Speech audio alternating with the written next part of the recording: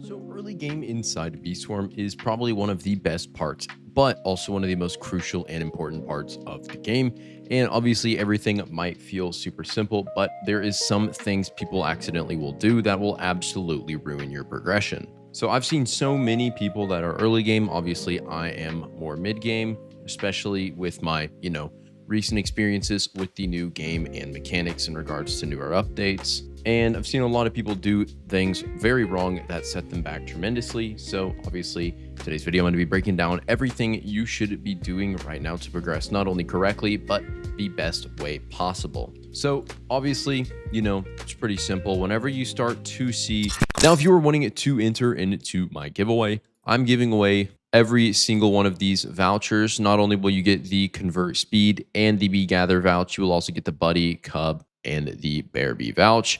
And to enter into the giveaway, all you got to do is comment your Roblox username down below and hype this video and leave a like, and that'll go ahead and enter you into all of these mythics inside of people's hives. You kind of want to have the same thing because having a lot of cool mythics making your hive look stacked is very enticing.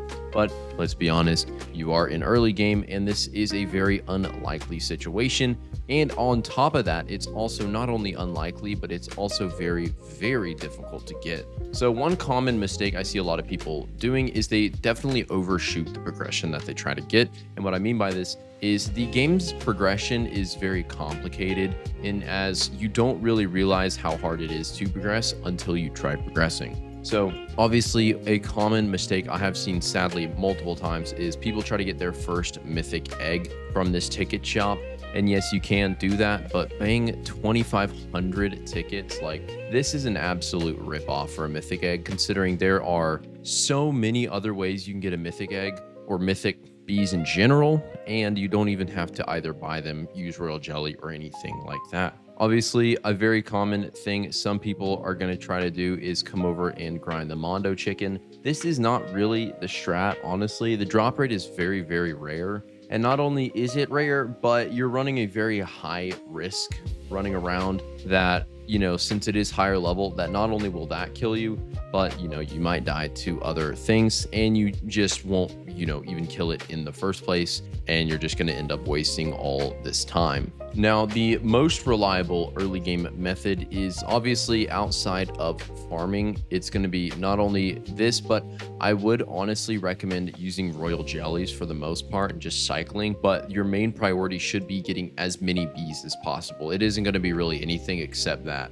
But you can obviously come on down into this section right in here, and you can go ahead and attempt to kill the Mondo chicken or the commando chicken. Obviously I'm not really going to attempt it right now. I'm not trying to deal with that, but it is a very reliable for sure method that can be farmed, since this boss is going to spawn in every 30 minutes, meaning you can relatively farm it effectively. But I do believe that when you are more in towards early game, your priority should be getting as many bee slots as you can and really try getting up to the middle section, really marking your spot as progression goes, especially once you can get up to this mountaintop and to this shop up here. You're really going to start making some great progress, especially considering this is where you're going to not only get most of the porcelain items, which you're going to be using for quite some time, but this is also where you can buy new hive slots. Now, obviously, this is just my personal advice, but I would honestly recommend once you do get up to around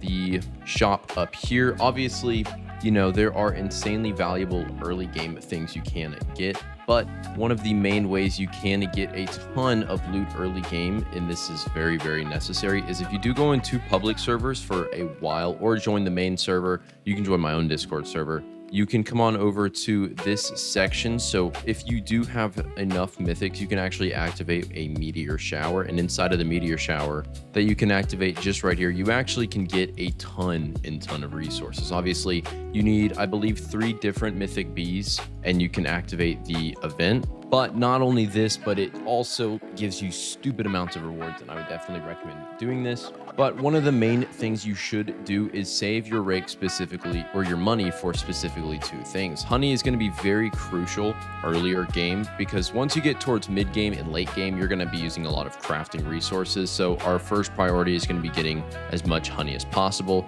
And obviously once you do unlock 35 bees, there are a few things you should try to do. But my first recommendation is, as soon as you can unlock this section up here for 25 bees, is you're going to firstly want to try to get the golden rake, and then you want to immediately start saving up for the porcelain dipper. Obviously, getting these items, the beekeeper boots, mask, and mondo belt, are very, very good. And honestly, you should only really buy the porta hive once you consistently buy the hive slots. You're going to want to consistently buy the high slots until they cost about the 250 million, same or more than the porta hive. And then you're going to go ahead and buy the porta hive and keep going until you've gotten roughly 35 or more.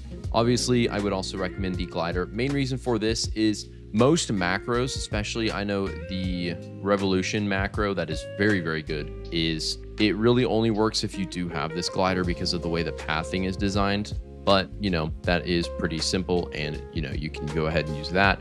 But once you have hit 35 bees, you do unlock access to a lot of very crucial zones, mainly being this section just right here where you can start getting both the coconut crab and you can start doing the spirit bear quests. But alongside this, if you are more of a mixed hive, you can also start doing quests and just things in general inside of this red hive.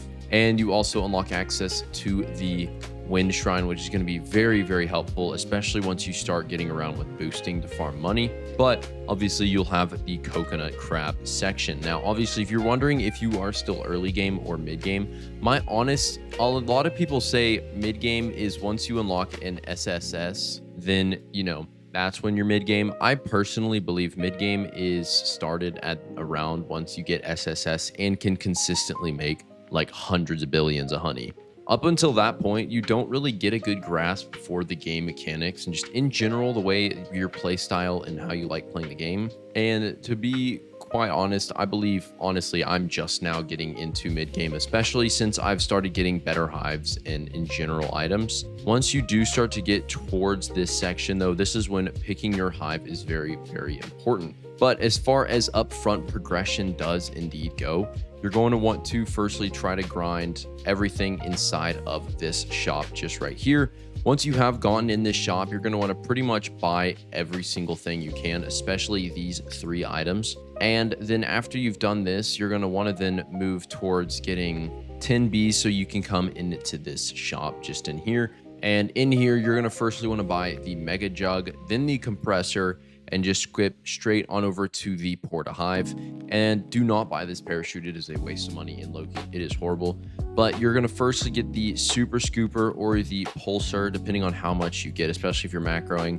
And you're going to probably want to skip directly to the honey dipper. And then you're just, once again, you're going to want to buy all of these if you can. I would honestly definitely recommend you getting the paper bag, since this is a planner. This is the only planner that is not reusable outside of event ones. And what this does is you can put it down, and whenever you're using it, your bees will go and pollinate it, and it increases percentage, which will naturally increase. And in doing so, you can farm up just extra items depending on where you plant it, especially if you're trying to grind items to craft and put inside the blender later. But once you have gotten through here and can make a few, I would say million reliably, you're going to then want to start heading towards the next zone. Obviously, as you can see in here, we have this sparkle section. I would honestly recommend coming in and farming this. You can get a lot of just free pineapple and royal jelly from this, and you can just farm resources just in general. Now, as far as hive color does go, for the most part, you're pretty much going to have to ignore this and just go mixed hive. A lot of people say, you know, red or blue, or they call it early red, early blue, whatever. This is pretty much completely useless to you, especially considering your hive color really does not matter, because you should really just get whatever rare bees that benefit both your honey conversion at the hive and your capacity. And for the most part, if you do combine both those together, you're pretty much set. And once you have gotten these and you are up into this section, I would honestly recommend just going to go ahead and you want to buy the golden rake as fast as you can, and then get the beekeeper boots and then the beekeeper mask. The belt can wait because you want to try to get the porcelain dipper. If you're progressing and making enough consistently, I would recommend getting the dipper very fast. But if not, you want to go ahead and get the Mondo belt bag. Now, after you've gotten this, then obviously, like I said before, you're going to want to buy hive slots consistently until you get it the port a hive here. And then for the most part, this is when you should start considering not what hive color you're going to progress towards, but more what color you're going to consistently grind towards. Because once you get up here and unlock this section, this is when picking a specific color, not really as that important, more as there are options that you should take into consideration. For example, once you do have 15 bees, you unlock this section up here and you can farm inside of here, which is obviously pretty good. Most notably, the pine tree area. Now, obviously, I have a ton of stuff beneficial here because of my SSA. As you see, we have this bubble bloat ability, which is super good. And as soon as I come in here, I can store like into the billions. But if I come into other sections, right, it's a very different scenario. Like right here, it's only like 500 million. Here, it's nearly 1 billion.